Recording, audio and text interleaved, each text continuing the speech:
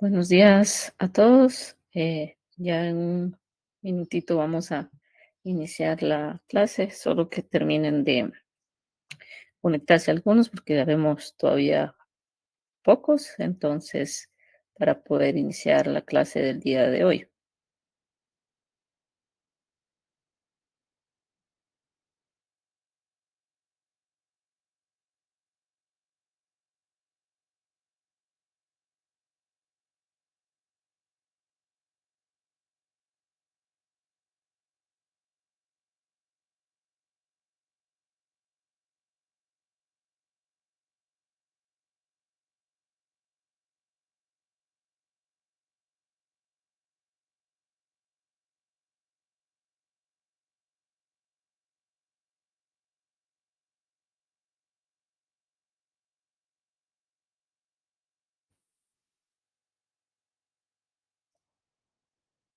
Buenos días,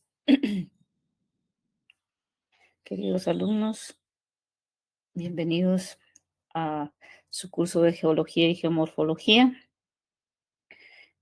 Bueno, el código para recordarlo es el FG016. Hoy estamos ya en nuestra semana 9, que hemos estado compartiendo durante todo este tiempo. El tema de hoy es la actividad ígnea. Entonces, vamos a dar pues inicio con esta clase, siempre recalcándoles que vean los videos de 15 minutos, que los links están en el Drive. Si alguien tiene algún problema con entrar al vínculo o al enlace para acceder a la carpeta en el Drive, puede escribírmelo por correo, porque puede ser de que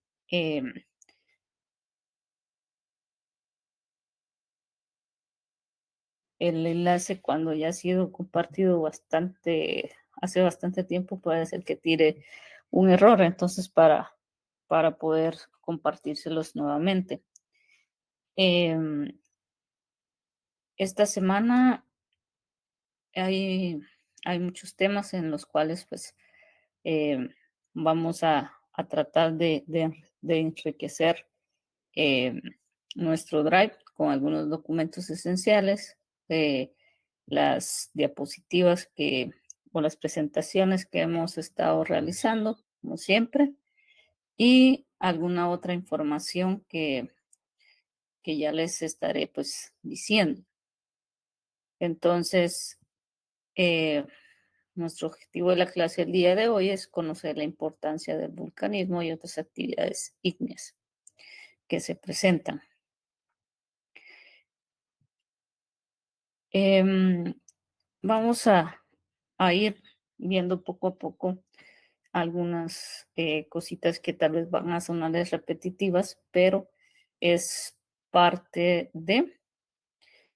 Recuerden que venimos con el tema de las rocas y luego los minerales y ahorita pues el tema de la actividad ígnea. Entonces, vamos a seguir hablando también de las rocas ígneas, de su origen y de otras actividades que también contribuyen eh, a estas rocas, a la formación de estas rocas. Entonces dice que una vez formado un cuerpo magnético que asciende por flotación a la superficie, porque es menos denso que las rocas que lo puedan rodear, perdón. Cuando las rocas se funden, también abren una brecha hacia nuestra superficie. Y esto comúnmente se puede producir a través de una erupción volcánica.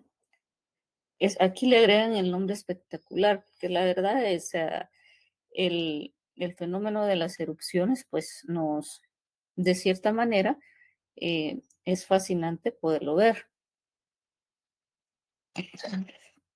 Perdón. Entonces, pero el magma puede alcanzar la superficie de la Tierra y a esto le denominamos lava, que fue lo que pasó más o menos con el tema de la erupción del volcán de fuego, que es un ejemplo que les voy a estar recalcando de alguna manera durante la clase, porque es el ejemplo más actual que tenemos. Entonces, es importante eh, que pues relacionarlo porque es reciente y pues todos pudimos apreciar en esa ocasión este fenómeno. Dice que a veces también la lava se emite en forma de surtidores que puedan producir gases que expulsan las rocas fundidas desde la cámara magmática. Esto quiere decir que hay muchos tipos también de, de formas en el cual los volcanes puedan em, expulsar la lava o desde donde se pueda originar. Hay otras ocasiones también que puede ser expulsado por las chimeneas de manera explosiva, que obviamente provoca una erupción catastrófica, dice por acá, em, que lleve una fuerza mucho más, una fuerza de expulsión de la lava o del magma bastante considerable, o el radio o el radio, digamos, puede ser bastante amplio, radio hasta donde pudo llegar la lava. Sin embargo, también hay otras erupciones em, que también pueden ser violentas. En algunos casos, en otros casos, pueden ser de que sean más tranquilas estas emisiones o lavas fluidas. Bueno, las rocas ígneas se forman cuando esto se solidifica, ¿verdad? Que ya lo hemos platicado anteriormente. Em, y pueden, este tipo, digamos, de rocas fundidas o rocas ígneas se clasifican de dos formas. Se clasifican como extrusivas, que ex obviamente fuera y trudere de empujar, o o también obviamente reciben el nombre de rocas volcánicas. Que esto se le atribuye a o sea, este nombre de volcánicas que viene también un poco de de las mitologías, pero no estoy tan segura si de la griega, em, que es con respecto a Vulcano, que antes lo consideraban el dios del fuego. Entonces, esa relación que obviamente está. Luego, el magma también puede perder la movilidad de cómo se puede expandir ya en la superficie de la Tierra y puede, puede de alguna forma em, tener o desarrollar la cristalización, como también ya lo hemos platicado. Entonces, estas rocas ígneas también se generan a mayor profundidad, que era lo que habíamos platicado. Y estas que se generan en la profundidad o dentro de la Tierra reciben el nombre de intrusivas, de in, obviamente adentro, y trudere de empujar. O también les llaman plutónicas, que platicábamos. Entonces, si ven, aquí ya em, ponen otras dos formas de cómo también se le pueden llamar a las rocas ígneas o volcánicas o plutónicas que, que ya veníamos platicando de que se les llamaba o se les atribuía ese nombre. Y hoy acá, por más que todo de la concepción de lo que es el magma, eh, ya tenemos las extrusivas y las intrusivas. Entonces, las extrusivas se refiere un poco más al tema del origen volcánico, pero que flota o aflora a la superficie. Y estas intrusivas, que son las plutónicas, que son las que se desarrollan en el interior de la Tierra. Y también son llamadas plutónicas en honor a Plutón, que fue el dios del mundo inferior en esta mitología griega. Eh, bueno, estas rocas intrusivas nunca las pueden, no se observarían si la corteza no ascendiera y las rocas caja, por decirles, no fueran eliminadas por la erosión.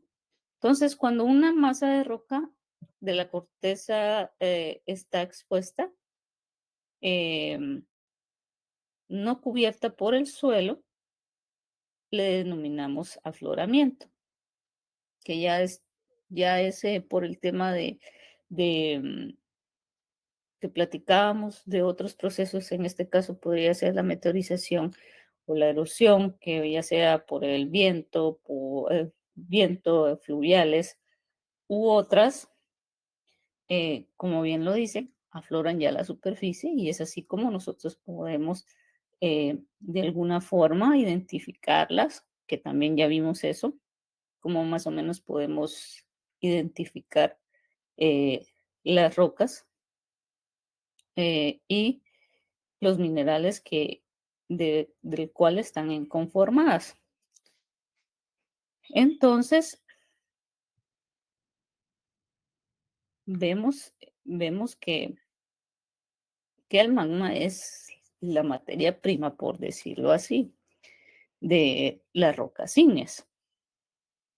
Entonces vamos a seguir viendo el tema del magma, o sea, su naturaleza. Entonces dice que los magmas son material completa o parcialmente fundido, que al enfriarse se solidifica y forma una roca ígnea. La mayoría de los magmas constan de tres partes, un componente líquido, un componente sólido y una fase gaseosa. La porción líquida, llamada fundido, está compuesta por iones móviles de los elementos que se encuentran comúnmente en la corteza terrestre. Ya platicábamos un poco de ello, de las composiciones que puedan tener las diferentes rocas que encontramos en nuestro planeta Tierra. Y si ven la imagen, es el claro ejemplo de lo que dice en la primera línea del párrafo que acabamos de leer, que dice que el magma es completa o parcialmente fundido, que al enfriarse se solidifica y forma una roca. Entonces, si vemos en la imagen, en lo que está, digamos, más atrás, ya se ve más sólido. Y sin embargo, lo que está acá aún aún está rojo, pero más sin embargo, si ven, ya no va con la misma movilidad, o sea, ya no tiene el mismo desplazamiento que pudo haber tenido cuando estaba eh, más caliente o más fundido. Entonces,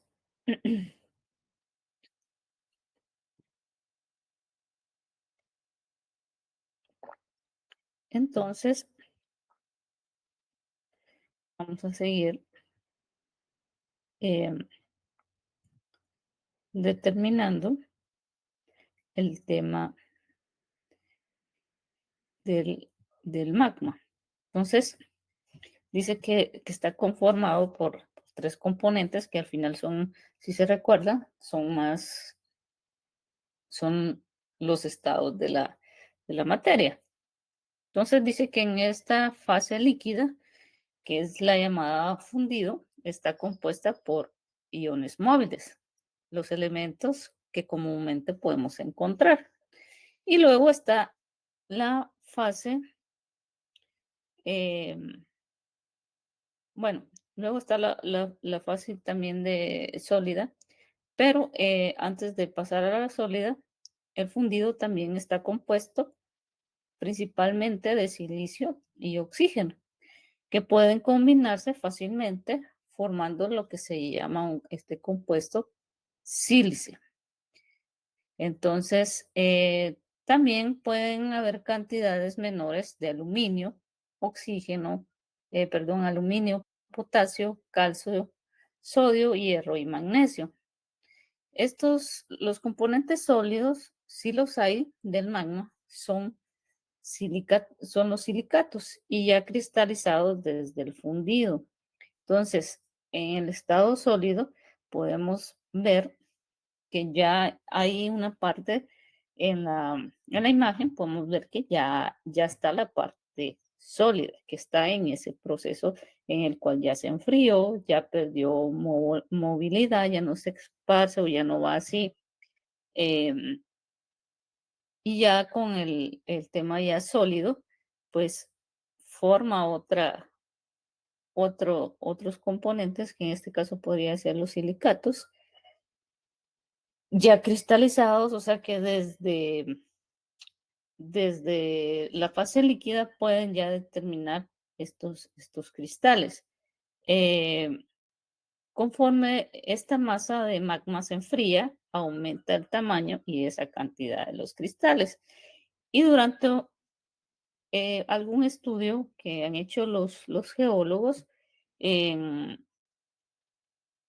en el estado ya, digamos que va a esa etapa del enfriamiento,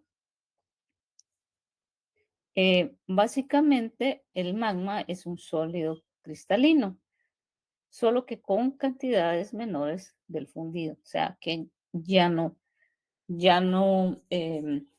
tiene esa movilidad como en la porción líquida o en la parte líquida. Y por último está el vapor de agua, que también contiene obviamente agua, dióxido de carbono, dióxido de azufre, que son los gases más comunes que se pueden encontrar en el magma. Y esto, pues, de alguna forma están confinados por la presión que pueden ejercer las rocas suprayacentes. O sea, ya vimos también un poco el tema de estas rocas que también dan origen a otras rocas. Estos componentes gaseosos les denominaremos volátiles, que se disuelven dentro del fundido.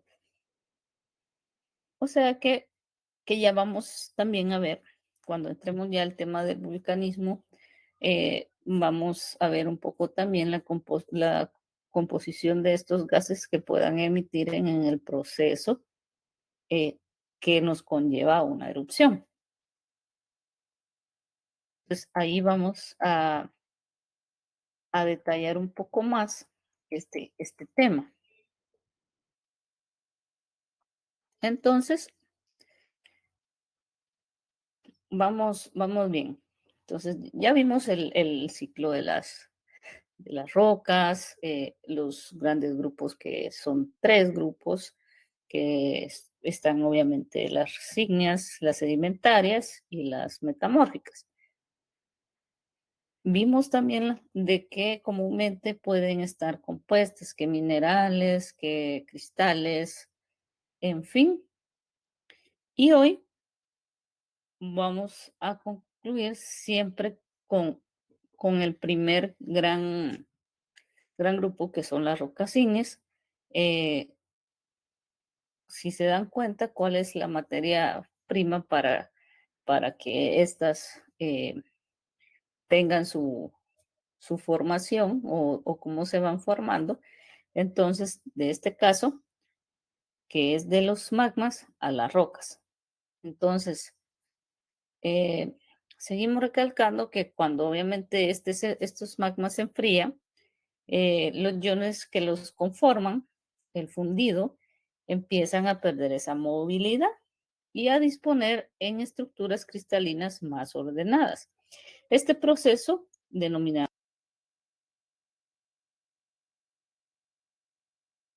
cristalización genera granos minerales silicatados que se encuentran dentro del fundidor remanente. Entonces, el calentamiento hace que estos iones ocupen más espacio, provocando la expansión del sólido.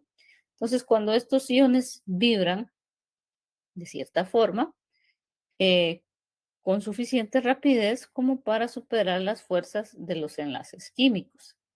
El sólido empieza a fundirse en el proceso de cristalización, el enfriamiento invierte, ¿verdad?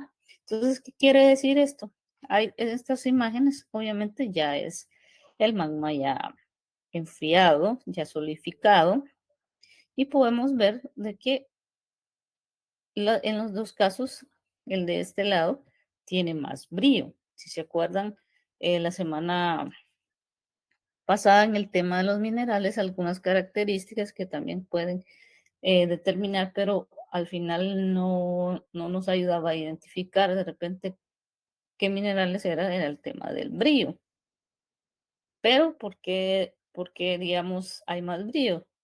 Se debe obviamente al proceso de cristalización que también puede contener a la hora de que estas rocas se formen o ya se solidifique el magma.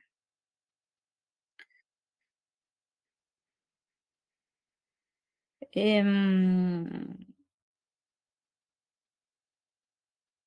bueno,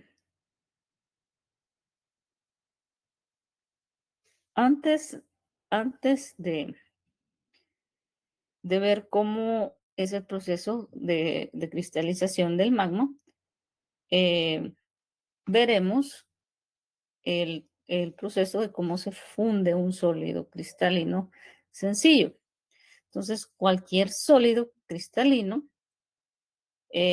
los iones están dispuestos de alguna manera, como quien dice, vamos a abrir un paquete y está así bien empacado, bien ordenado. Y luego, por consiguiente, no tiene ningún tipo de movimiento, por lo menos cuando, eh, qué sé yo, pedimos algo en línea, que hoy está muy de moda, está todavía mucho más de moda el tema de pedir en línea o las tiendas en línea. Entonces, por ejemplo, muchas veces, tal vez, ¿qué les voy a decir? Pedimos un reloj. Comúnmente, las cajas de los relojes son algo pequeñas, ¿verdad? Pero obviamente, para asegurar el paquete, no lo mandan en una caja mucho más grande. Y le ponen, dependiendo, hay muchos materiales que les ponen primero, para que no se golpee el producto y segundo, para que tenga la menos movilidad posible. Entonces, más o menos, eh, o sea, el empaque de envío lo hacen demasiado bien para que no haya movimientos y obviamente no se dañe la mercadería. Entonces, algo similar sucede con estos sólidos cuando el magma se cristaliza de alguna forma y tiene estos sólidos cristalinos. Entonces, volviendo a nuestro tema, podemos decir que mm, esta vibración pues no la exhibe o es más restringida alrededor de algunos puntos. Y conforme la temperatura obviamente va aumentando, estos iones empiezan a vibrar más, dicen, cada vez más deprisa y por consiguiente colisionan con más intensidad con los otros iones que están a sus alrededores. ¿Qué quiere decir esto? Que también las rocas las podemos fundir, que también ya hemos platicado un poco de ello. Y cuando sucede este calentamiento, los iones que pueden ser ocupados, o que pueden ocupar, perdón, más espacio, provocando de cierta forma una expansión del sólido. pero cuando estos iones vibran lo suficiente rápido, pueden superar las fuerzas que tienen los enlaces químicos y esto pues por ende ya empieza a fundirse o a tener ese proceso. Y en el proceso está también el tema de la cristalización. Entonces, el enfriamiento puede invertirse. Entonces, hay otros, invierte, o sea, se invierte en los acontecimientos de esta fusión. Entonces, conforme va disminuyendo también la temperatura de los líquidos, eh, se acercan a una medida que su velocidad de movimiento disminuye notoriamente. Cuando se enfría suficientemente el magma, las fuerzas de estos enlaces químicos también eh, tienen como resultado nuevos átomos. En este, y en esta, estos nuevos átomos dan por siguiente el tema de la cristalización, que es un poco más ordenada. Entonces, cuando obviamente eh, se enfría el magma, los átomos de silicio y oxígeno, los que primero se alcanzan para formar el tetraedro de silicio-oxígeno. Si se acuerdan, yo les dejé la semana pasada que estudiaran o ampliaran un poquito más sobre cómo se origina o que da lugar el tetraedro de silicio y oxígeno, porque ven cómo estos temas van relacionándose semana a semana. Y aunque hay algunas cosas las cuales les va a sonar repetitivo, pero es así como vamos de alguna forma escalando poco a poco cada semana en los temas. Y a veces algunos temas son muy extensos y no nos alcanza la hora y media que tenemos, ¿verdad? Entonces, espero que hayan investigado el tema de cómo se genera o cómo se llega a formar este tetraedro de silicio oxígeno. Entonces, eh, los bloques que se usan comúnmente para una construcción eh, principalmente sería el tema de acá, de siempre de los silicatados. Entonces, cuando el magma también va perdiendo ese calor hacia el entorno, estos tetraedros pueden unirse entre sí con otros iones para formar como hijos, les voy a decir así, hijos en los cuales el resultado es tener, de cierta forma, esos cristales.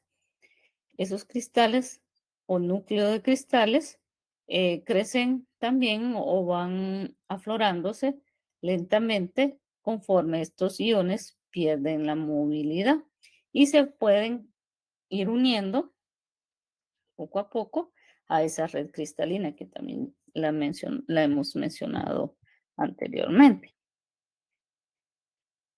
Entonces, se dice que los primeros minerales que pueden dar origen a estas caras cristalinas em, que van rellenando constantemente espacios que están vacíos.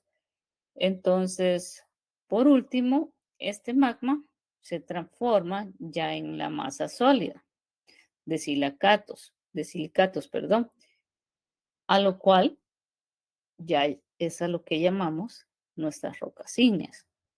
Entonces, la cristalización del magma, como ven, es algo también muy complejo, pero sí es posible, pues obviamente clasificar las rocas ígneas en función de su composición mineral y de las condiciones bajo las cuales se puedan formar.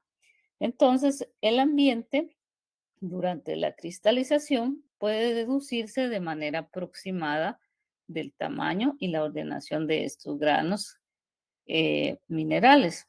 Una propiedad, a esta propiedad le podemos denominar o se le denomina textura.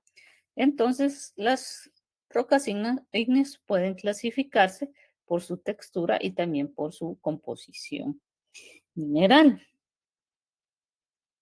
Y entre ellas podemos tener eh, por ejemplo, eh, la fanítica, la fenerítica, la porfídica y la vitria. Entonces, por ejemplo, la fanítica son granos mucho más finos, la fenerítica, granos más gruesos, la porfídica, granos más redondos, que pueden tener una em, más ordenados, si se puede decir así, y la vitria, que es el enfriamiento demasiado rápido para formar estos cristales. Entonces, por textura, una roca ígnea se entiende el aspecto general de la roca basado en este tamaño y la disposición de de los cristales.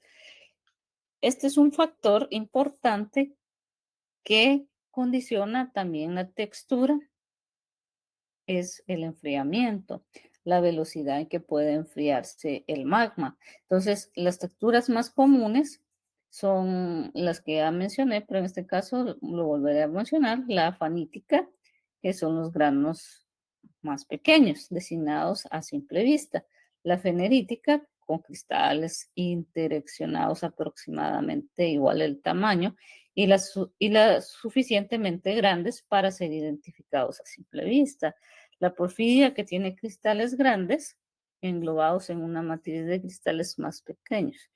Y la vitria, pues que obviamente eh, ahí pues ya no tenemos granos, sino que tenemos eh, eh, cristales que incluso si no tenemos cuidado al manipular podemos hasta cortarnos. Entonces, como decimos, que también se pueden identificar por su composición mineral y su textura. En esta tabla más o menos nos data eh, de los ejemplos que acabamos de mencionar, cómo más o menos podemos identificar esta clasificación por sus minerales o por la textura. Entonces, la textura, si ven, la fanética, más gruesos, la fanítica, mucho más finos, la porfídica es un poco más,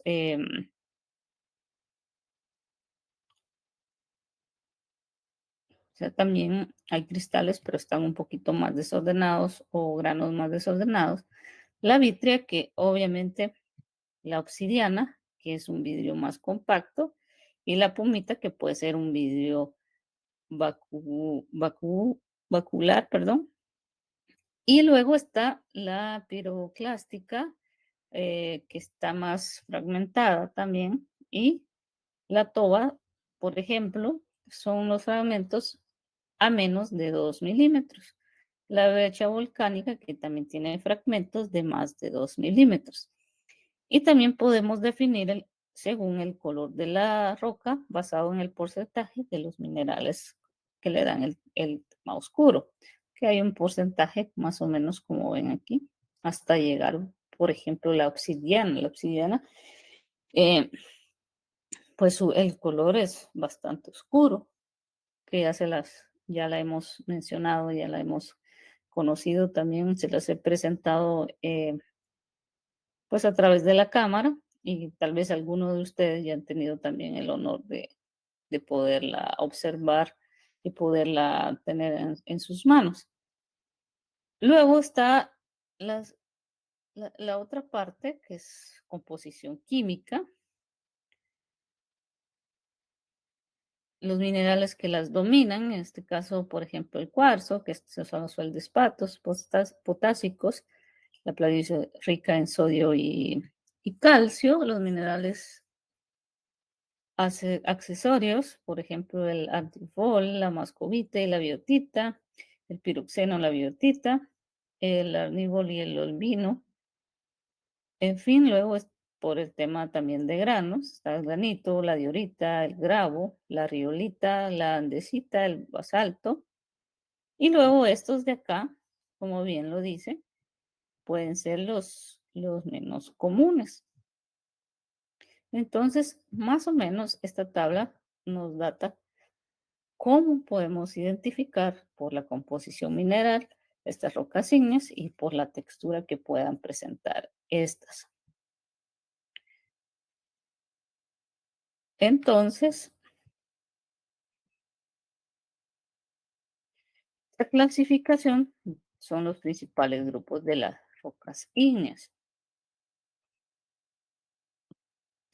según su composición mineral y su textura. Entonces, como bien decía, los granos gruesos son,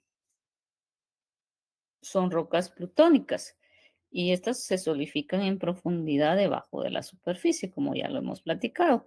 Y las rocas de grano fino son de origen volcánicas o se solidifican como pequeños plutones. Entonces, las rocas ultramáficas son oscuras y densas, compuestas casi en su totalidad por minerales que contienen hierro y magnesio, aunque son relativamente poco comunes en las superficies terrestres. Estas rocas son constituyentes principales del manto superior. Entonces, lo que volvemos, las plutónicas se desarrollan más en el interior de la Tierra y las otras pues las podemos encontrar más en la superficie de la misma. Entonces, ya para ir concluyendo el tema del magma, vamos a resumir lo que hemos platicado hasta ahorita,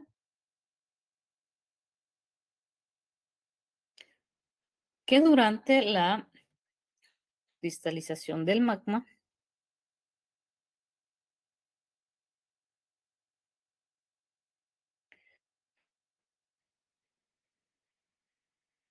entonces los minerales forman primero o son formados primero, son más densos que el líquido residual y estos suelen depositarse en el fondo de la cámara magmática durante un proceso denominado sedimentación cristalina. Debido a este hecho de esta sedimentación cristalina, pueden eliminarse algunos minerales que están formados en primer lugar, porque el fundido restante o que queda formará otra o una roca nueva o con una composición química muy diferente al magma inicial, o sea, donde se produjo el magma. Entonces, el proceso de formación de más tipos de magma eh, a partir de un magma mucho más común y esto le denominamos diferenciación magmática. Entonces, un cuerpo magmático o su composición puede cambiar o puede incorporar también materiales extraños. Y a este proceso también se le denomina asimilación por mezcla magmática. Entonces, ven, los magmas pueden también ir cambiando sus composiciones eh, según algunas condiciones. Entonces, estos magmas también pueden originarse a partir de otras rocas, esencialmente que están sólidas de la corteza y el manto terrestre. Entonces, además, estas rocas y su temperatura, la profundidad, la presión que puedan tener y su contenido volátil determinarán si estará en forma sólida o en forma líquida. Entonces, el magma puede generarse mediante la elevación de temperaturas de una roca, que también ya lo hemos platicado anteriormente, y esto puede ocurrir cuando una pluma caliente ascendente del manto debajo de las rocas de la corteza terrestre. Entonces, la disminución de la presión que se pueda dar también puede fundir las rocas. Entonces, la introducción de los volátiles, en este caso puede ser agua, puede disminuir el punto de fusión de una roca lo bastante para generar magma también, dado que esta función no es generalmente completa o un proceso que le podemos denominar fusión parcial. Y esta es originario o da origen a partir de algunos minerales que puedan fundirse a menores temperaturas, que tienen un contenido muchísimo más elevado también del componente principal, que es el silicio. Entonces, los magmas que se puedan generar por fusión parcial, estos son más próximos al extremo físico, ¿verdad? Del espectro de alguna composición que las rocas de las cuales procede. O sea, que podemos también originar o determinar eh,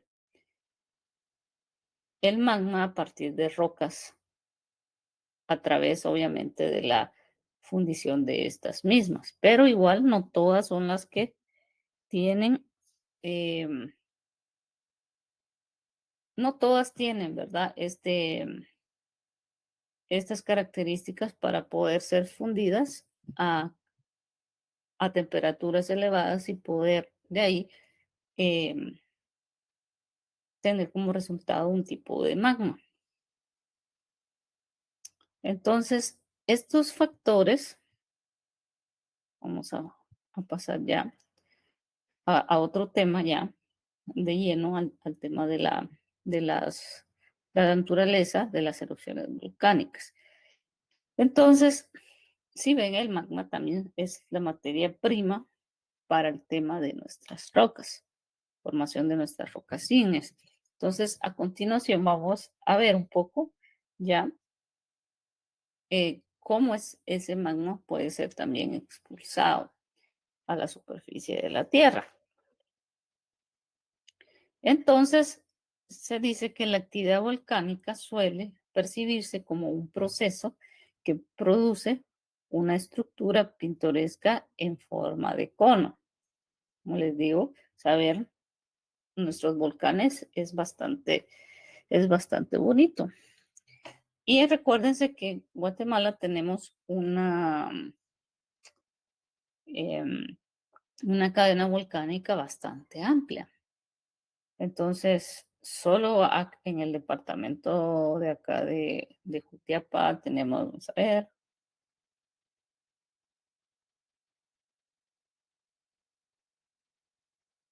tenemos alrededor de unos 11 o 12 volcanes en todo el departamento. Eh, todos ya no poseen esta forma cónica porque obviamente la mayoría están inactivos. En su momento, obviamente fueron activos, pero debido a algunos procesos que ya los vamos a ver, pudieron haber perdido en algunas de sus erupciones ya esa forma cónica. Entonces hoy vemos tal vez nada más que son lo más parecido a cerros o a montañas gigantes, muy grandes, o de mediana o pequeñas elevaciones. Pero más sin embargo fueron en su momento volcanes activos. Entonces, los principales factores que influyen en la composición del magma, su temperatura y la cantidad de gases disueltos que lo contienen.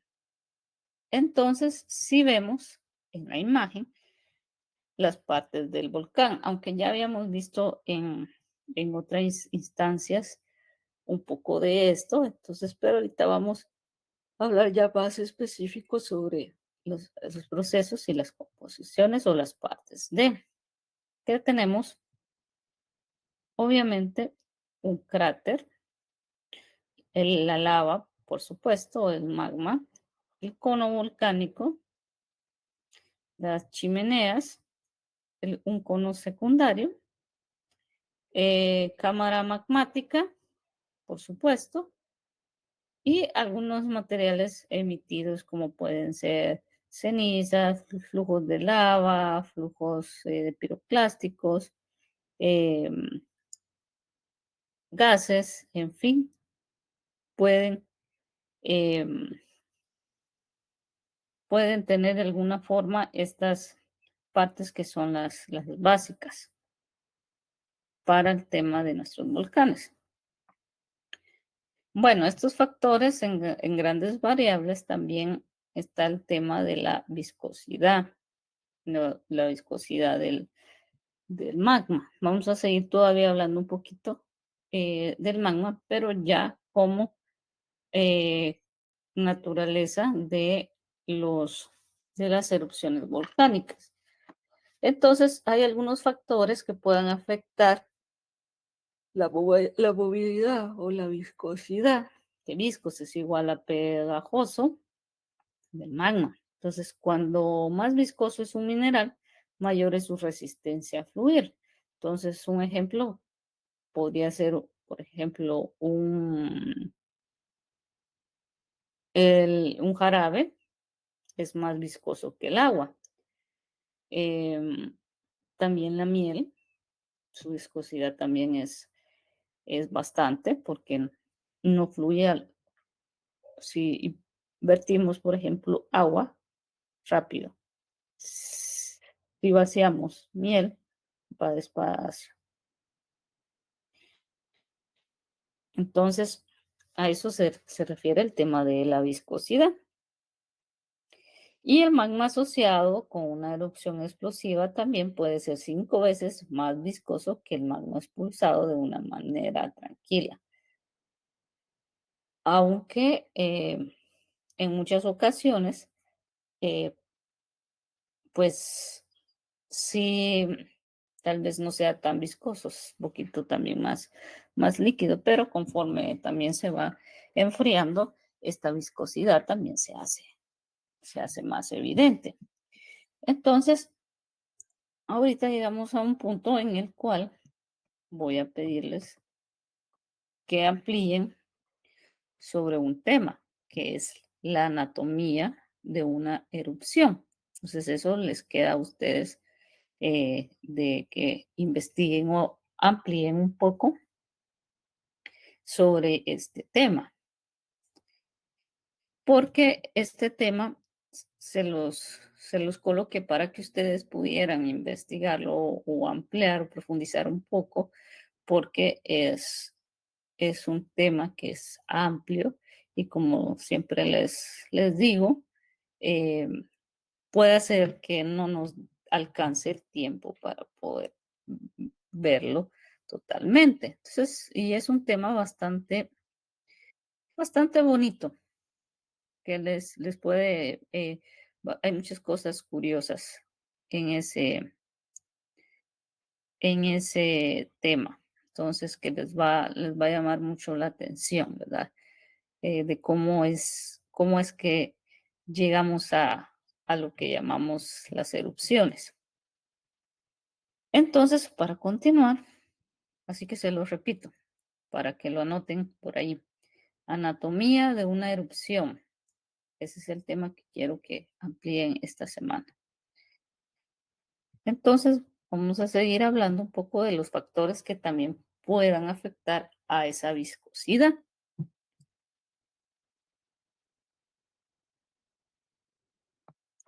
Entonces, uno de ellos puede ser el efecto de la temperatura sobre la viscosidad. Es más fácil ver. Exactamente igual como se puede o cómo se vuelve un más fluido, o sea, ya menos viscoso. Por ejemplo, un jarabe al calentarlo, la, por ejemplo, eso, ¿verdad? Cuando calentamos el jarabe puede hacer de que se vuelva mucho más líquido. Entonces, la movilidad de la lava está muy influida por la temperatura. Es otra cosa que también ya hemos visto. Entonces, conforme esta lava va enfriándose y empieza a congelarse, eh, su movilidad obviamente disminuye y el flujo acaba por pararse. que si se recuerdan en la imagen anterior, donde les mostraba cabal esa, esa parte donde el magma pues ya no se movió más, ya se empieza a enfriar, ya se empieza a solidificar. Entonces, es ahí, obviamente, es el tema también que es más viscoso y por ende ya no tiene esa movilidad. ¿Qué tenía, por ejemplo, cuando recién se da la erupción? Entonces, también un factor significativo que puede influir en el comportamiento volcánico es la composición química del magma. Entonces, con motivo de la clasificación de las rocas ígneas, podemos recordarnos que una diferencia importante entre las diversas rocas ígneas es el contenido del silicio o de este compuesto ya que es el silicio. Los magmas que producen las rocas ígneas,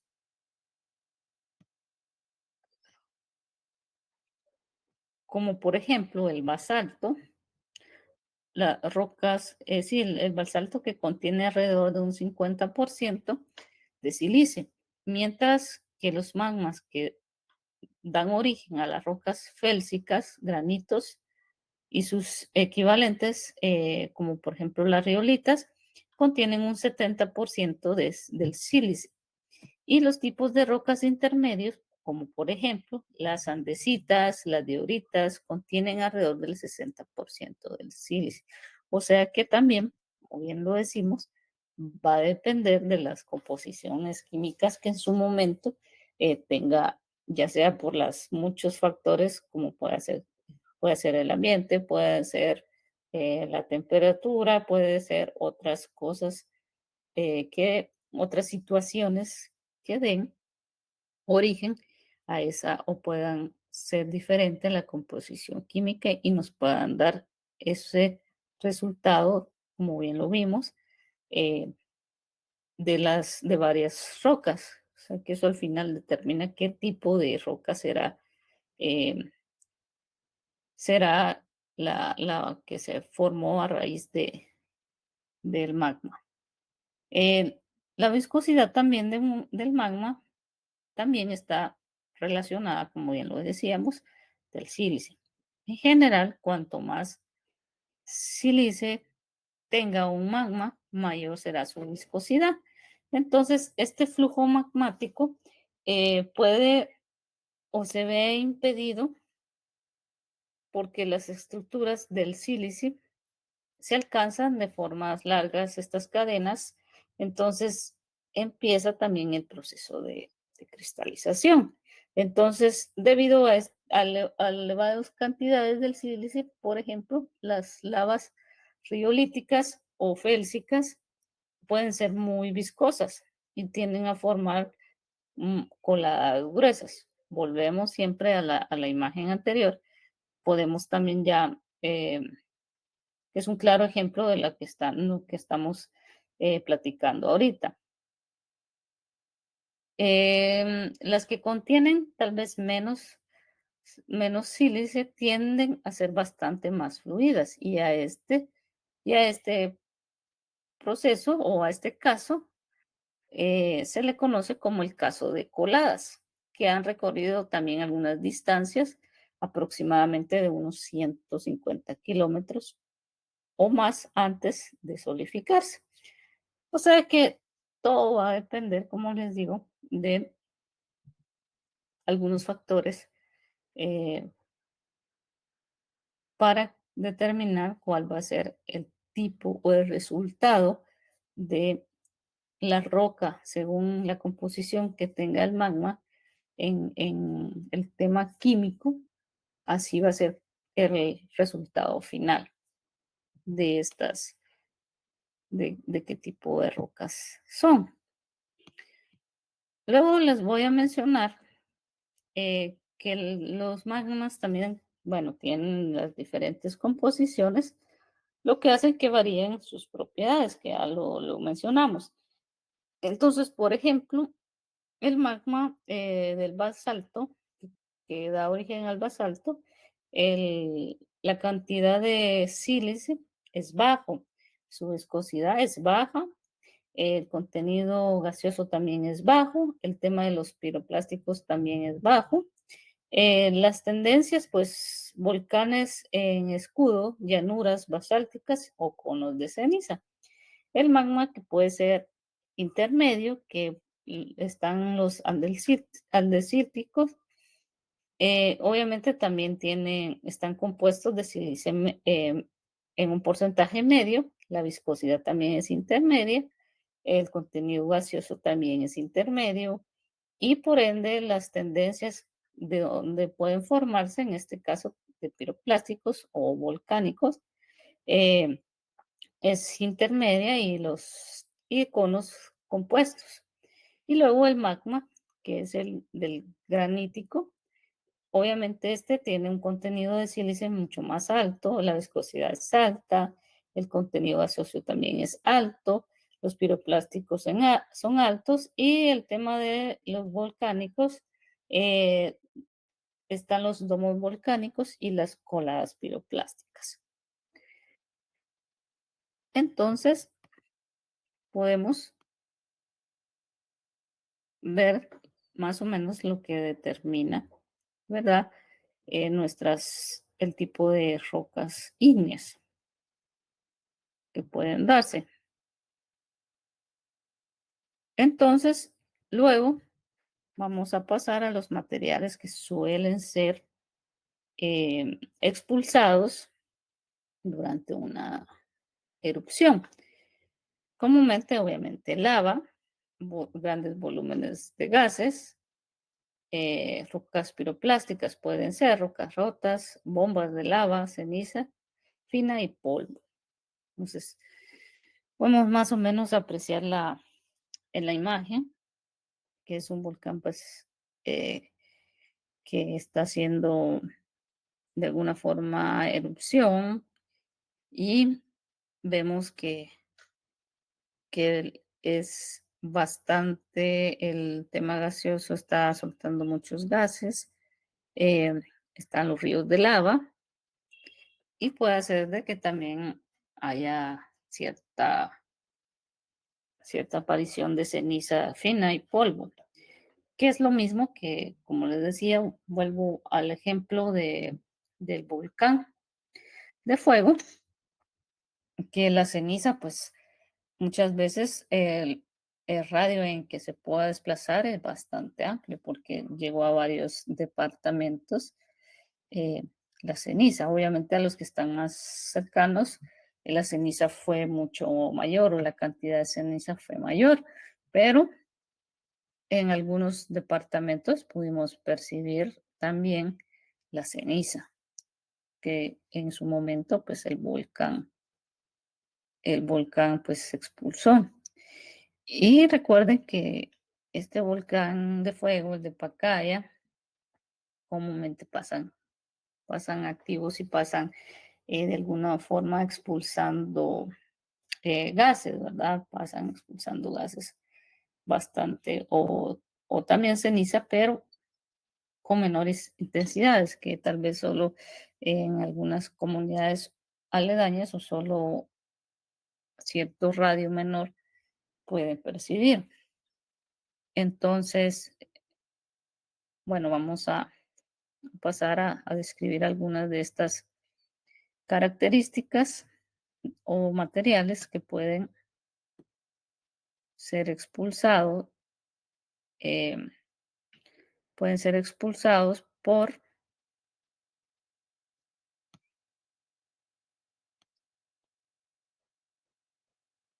una erupción. Entonces, también para concluir un poco el tema del magma, em, la importancia que tienen los gases que están disueltos en ella. Entonces, el contenido gaseoso de un magma afecta también la movilidad. Entonces, estos gases disueltos tienden a influir o incrementar la fluidez del magma.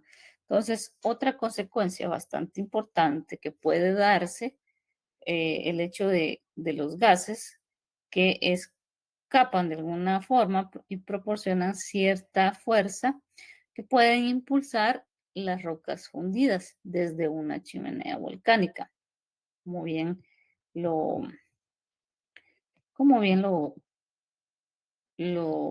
leímos ahorita en el texto de esta diapositiva de estos materiales, que puede hacer que también expulsen rocas.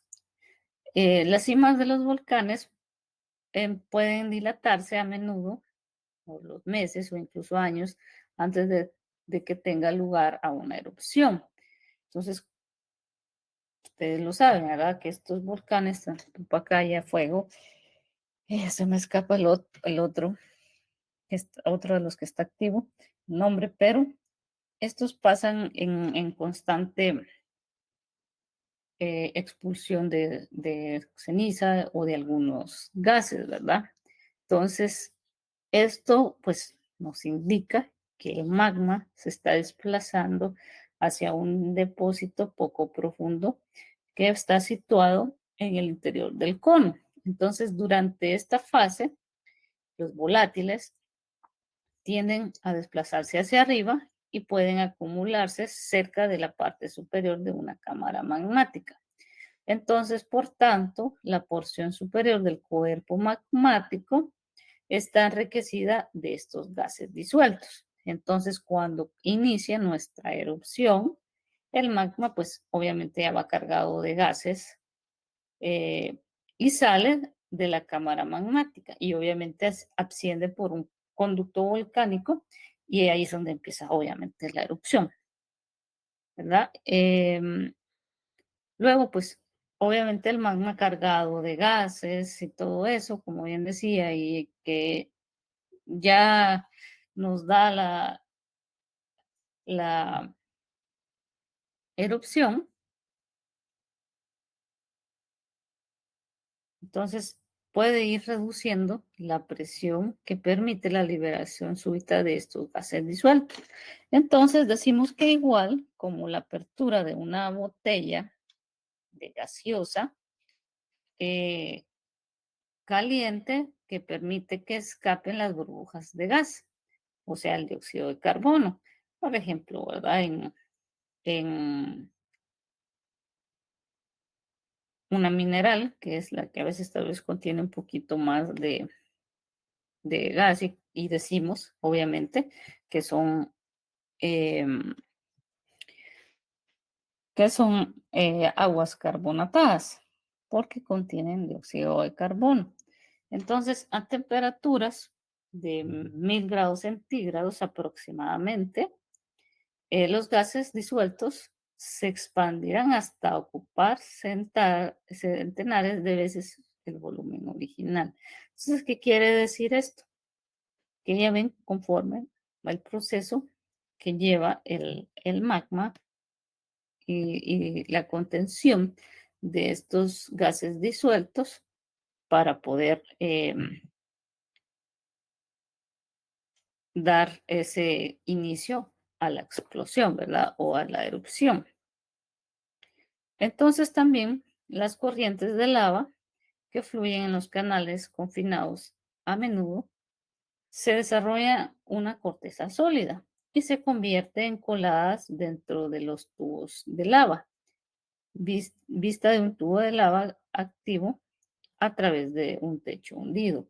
Entonces, también podemos seguir agarrando para tener una perspectiva de varias corrientes la foto de la diapositiva anterior. Entonces ahora vamos a hablar ya de los gases, pero no de los gases que conforman el magma de alguna forma, sino que vamos a hablar de los gases en sí que expulsa durante, valga la redundancia, durante la erupción del volcán. Entonces, el magma, como bien dice, contiene muchos gases disueltos o volátiles que se mantienen en la roca fundida por la presión de confinamiento, que es igual que es igual a cómo se conserva el dióxido de carbono en los refrescos, que ya lo vimos, parecido eso.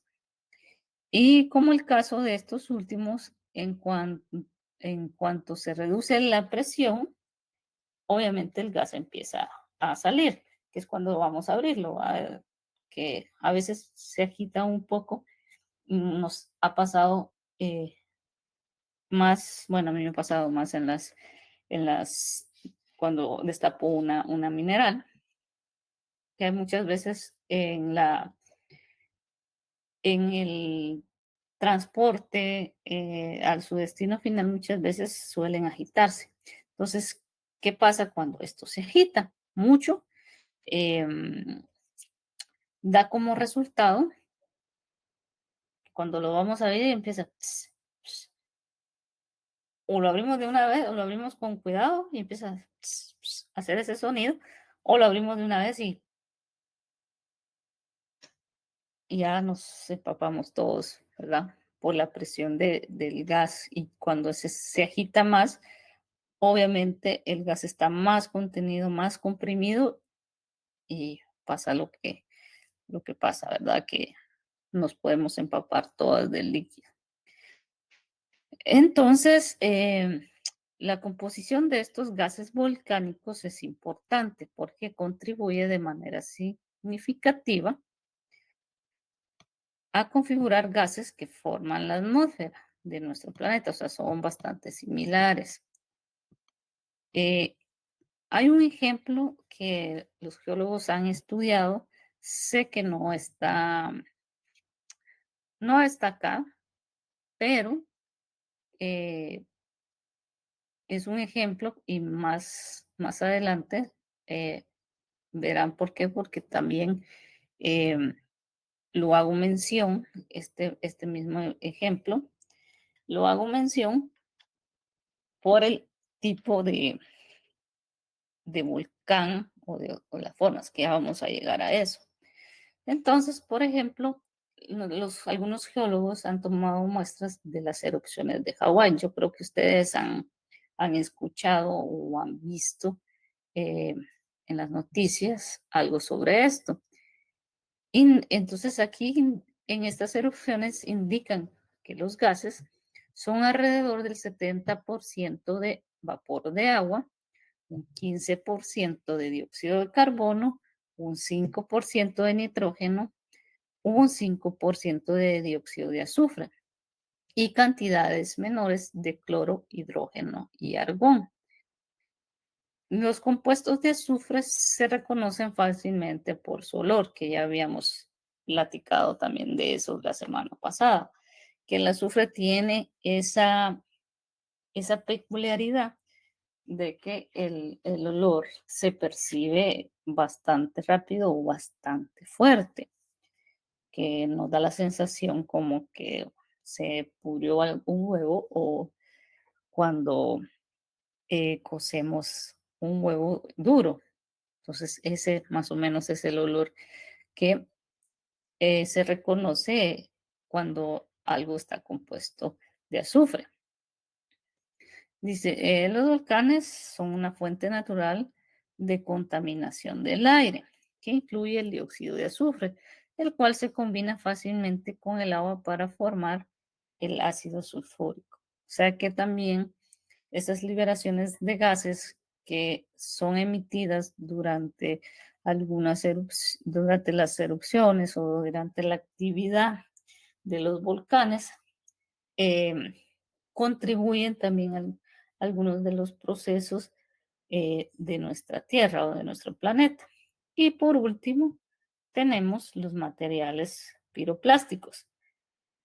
Cuando se expulsa la lava basáltica, en este caso, hay algunos gases disueltos que se escapan libremente y continuamente, y contienen partículas producidas en estas dos situaciones, a los cuales se les denomina material piroclástico.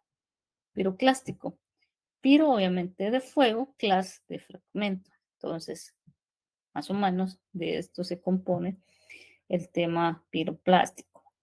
El tamaño de estos fragmentos expulsados oscila entre un polvo muy fino y cenizas volcánicas de tamaño de la arena, que pueden ser pues milímetros de diámetros, y algunos trozos que pasan más de 1 tonelada. Entonces las partículas de ceniza y polvo se producen a partir de los magmas viscosos cargados de gases durante una erupción explosiva.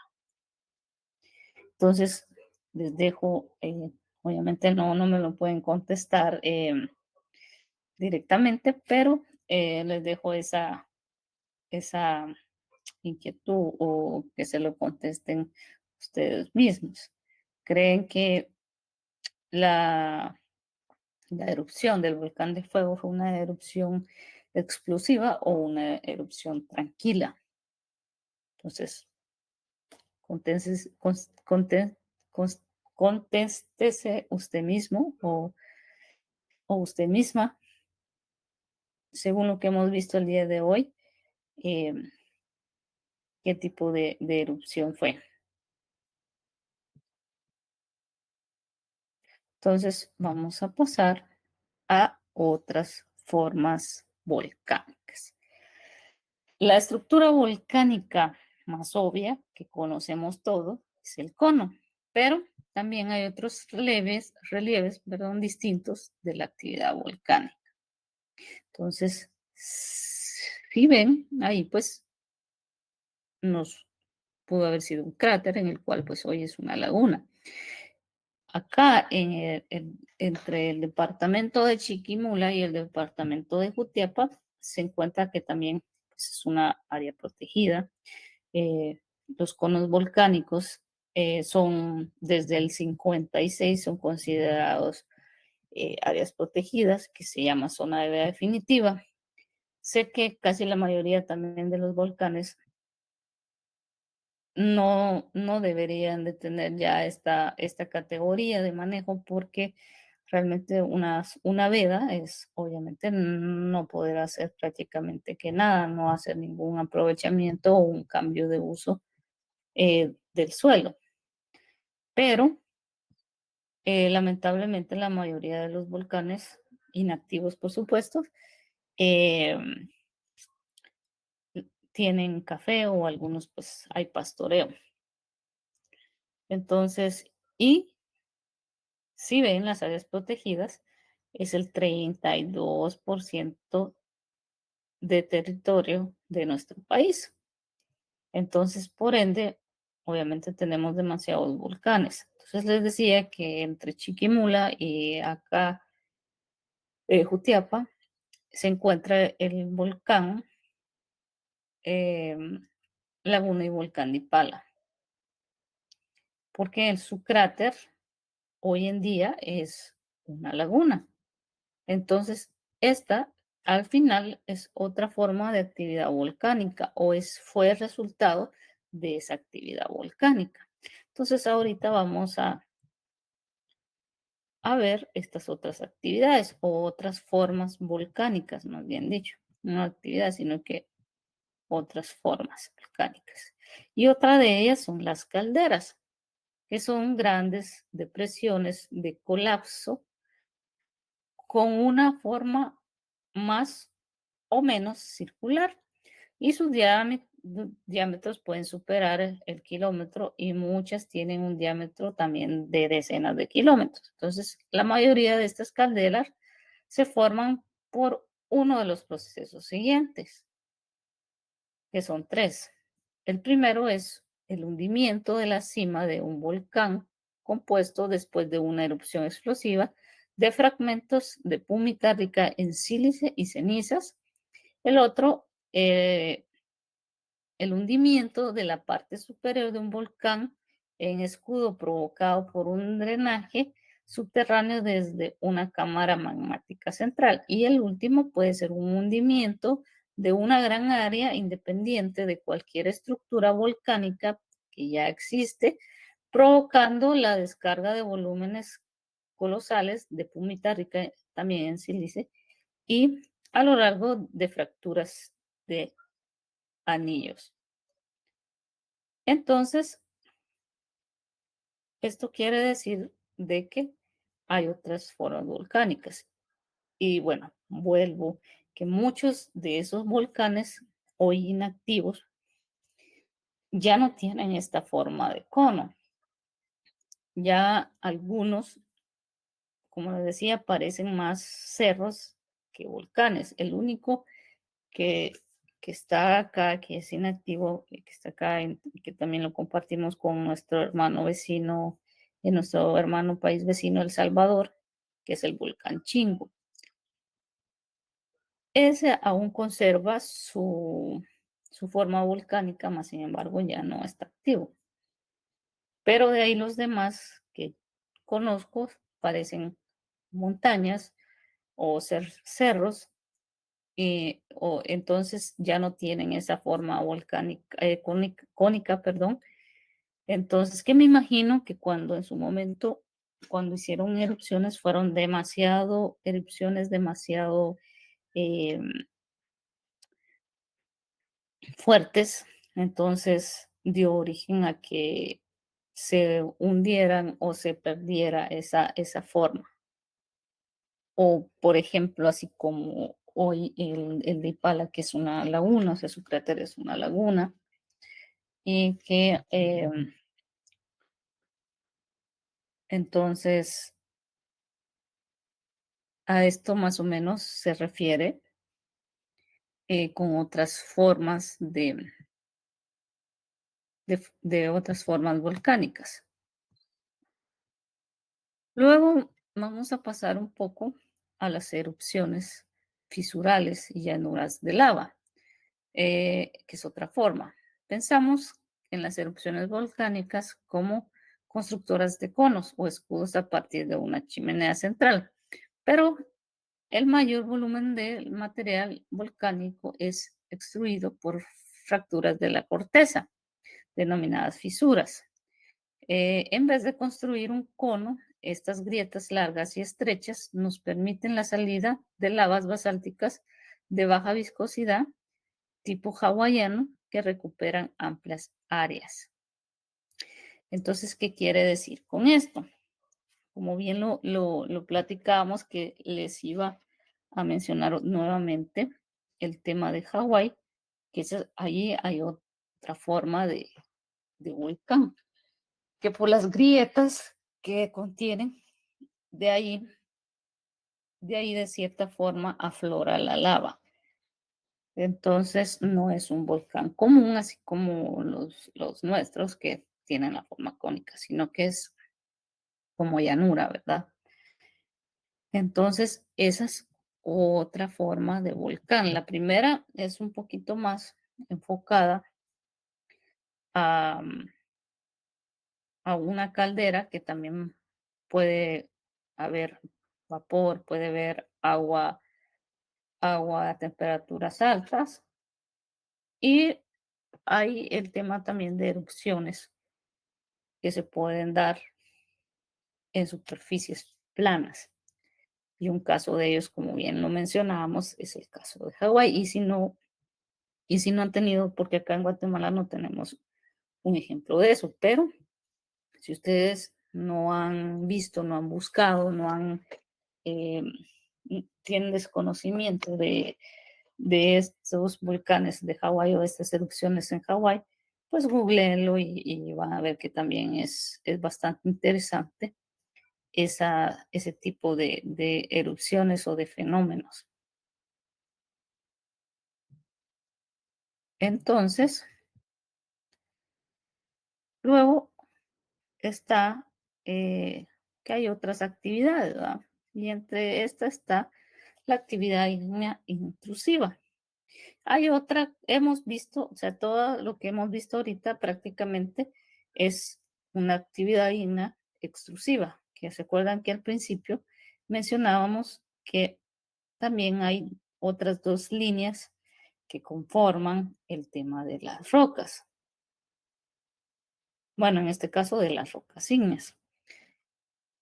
Entonces, aquí vamos a hablar un poco de lo que es la intrusiva, que es más, que se desarrolla en adentro o en las capas más profundas de nuestra Tierra. Entonces, las estructuras que son consecuencia de la ubicación del material ígneo es en profundidades se denominan plutones, que ya también lo hemos visto. Y que también este nombre se le atribuye a Plutón, que es el dios del mundo subterráneo. Allá solo nos hacían mención anteriormente, sí, Plutón, pero que era nada más de esta mitología clásica. Pero hoy ya nos dice aquí que es el dios del mundo subterráneo, según esa mitología también. Entonces, bueno, se me pasó, me adelanté un poquito. Entonces, esta actividad ígnea dice que las erupciones volcánicas también pueden encontrarse entre los acontecimientos más violentos y espectaculares de nuestra naturaleza. Entonces, estos son, obviamente, por ese motivo, es digno de un estudio más detallado, pero la mayor parte de los magmas se emplazan en profundidad. Entonces, el conocimiento de esta actividad intrusiva es tan importante para los geólogos como el estudio de los acontecimientos volcánicos. Perdonen,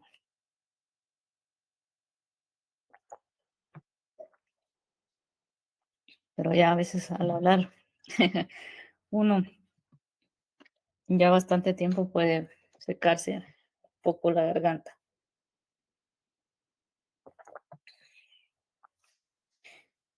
Entonces, decimos que la naturaleza de los plutones,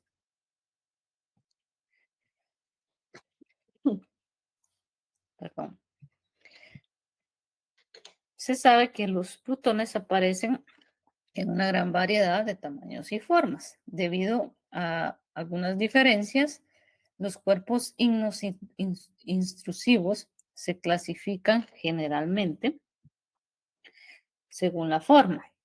Entonces, como por ejemplo, puede ser tabular o masivos y por su orientación con respecto a una roca caja o roca madre, se dice que los plutones son discordantes, que no concordan, y si atraviesan las estructuras existentes son concordantes, que sí concordan. Entonces, si se forman en paralelo algunas estructuras como los estratos sedimentarios, los plutones están muy relacionados a la actividad volcánica. Entonces, eh, igualmente que los otros tipos de roca, como lo platicábamos al principio. Luego están los diques. Los diques son cuerpos tubulares discordantes producidos cuando el magma se inyecta en fracturas. Las fuerzas que de alguna forma ejercen una presión o una inyección del magma pueden ser bastante grandes para separar aún más las paredes de esta fractura. Entonces, cuando se cristaliza, estas fracturas suelen dar una forma laminar y grosores que oscilan desde menos de 1 centímetro hasta 1 kilómetro. O sea, esos diques pueden ser bloques extensos, ¿verdad? Y luego tenemos el SILS y los lacolitos. Eh, los SILS y los lacolitos son también plutones concordantes que se forman cuando el magma instruye en un ambiente cercano a la superficie y tiene también formas distintas. Según también su composición, los SILS son plutones más de forma tubular, formados también cuando el magma aflora a la superficie y tiene cierta estratificación. Luego los lacolitos son un poco similares a los SILS, porque también cuando el magma se introduce entre capas sedimentarias en un ambiente próximo a la superficie, entonces el magma genera estos lacositos.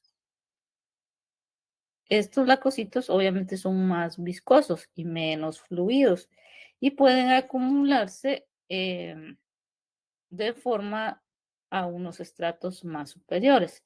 Entonces, un lacolito, ya para concluir, puede detectarse a veces por el bulto en forma de domo que crea la superficie, más grandes probablemente, que algunos no superan el kilómetro de ancho.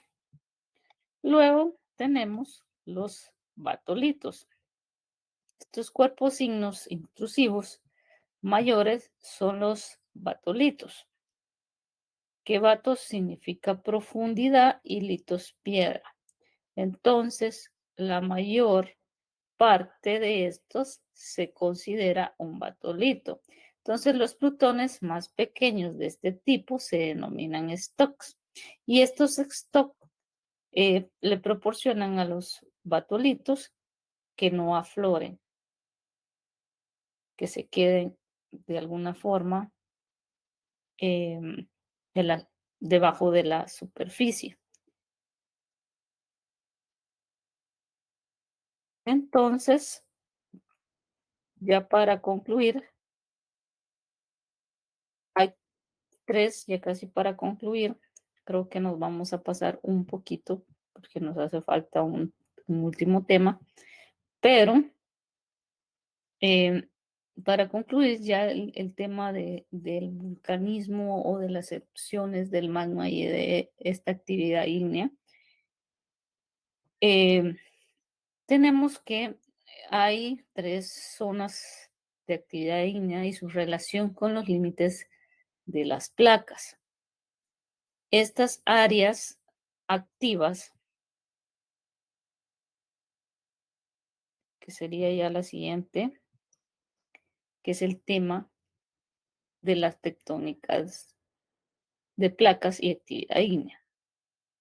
Entonces, hay que recordar también que el magma más primario, no alterado, se origina en el manto superior y que el manto es esencialmente sólido, no roca fundida.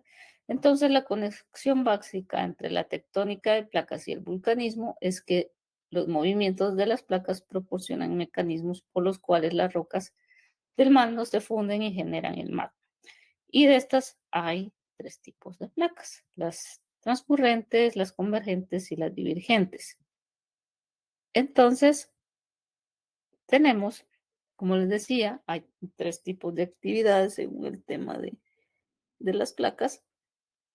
Estas áreas activas se encuentran a lo largo, la primera a lo largo de los bordes de las placas convergentes, donde las placas se mueven la una hacia la otra y una de ellas se hunde por debajo de la otra.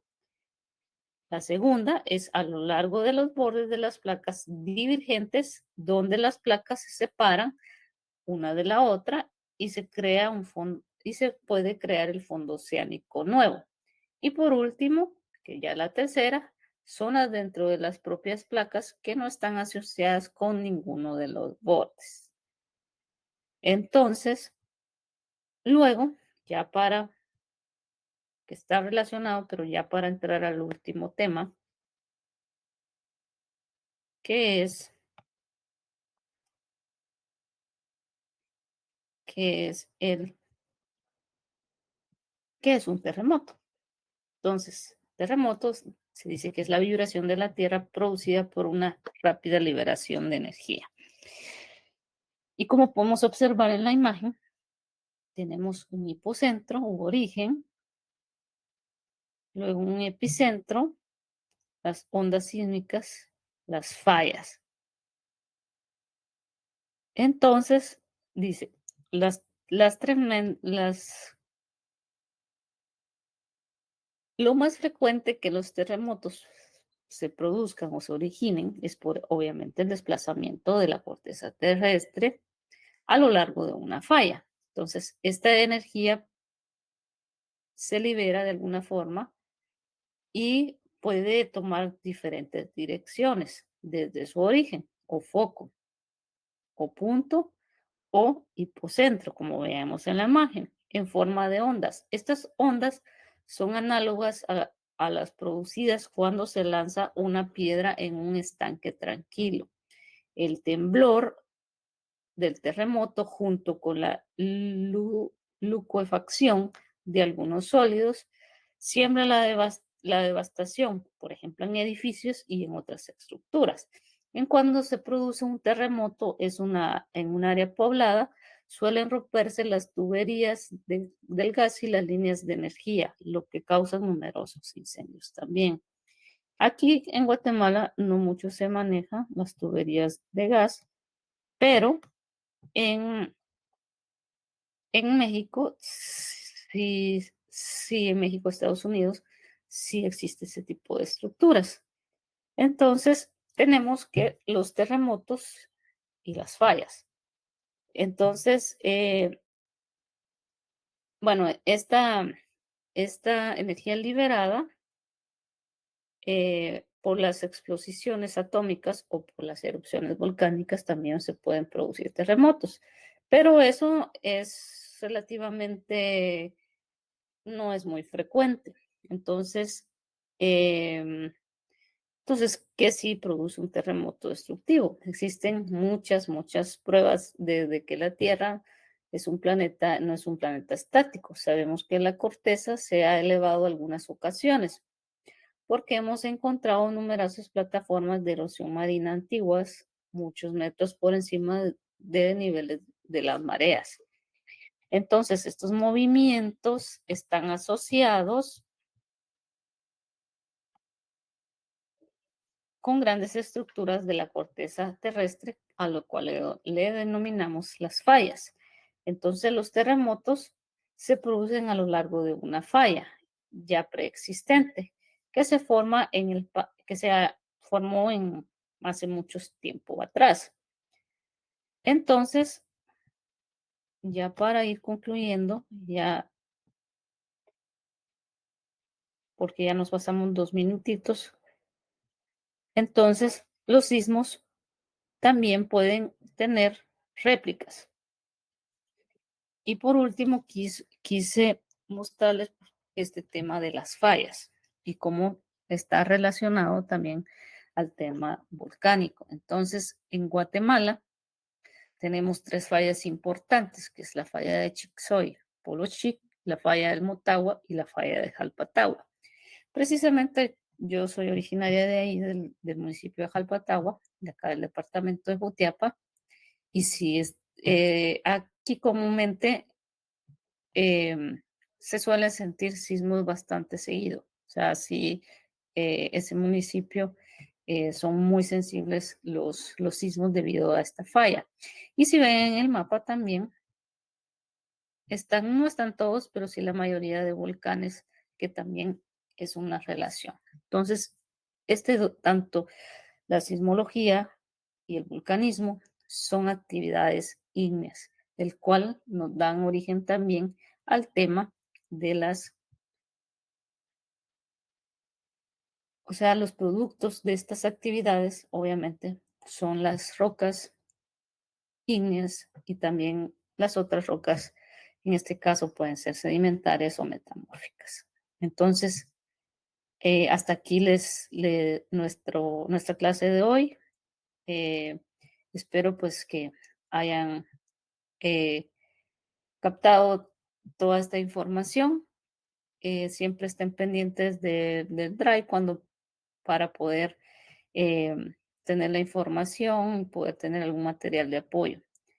Bueno, espero que pasen un feliz domingo, un buen inicio de semana, descansen.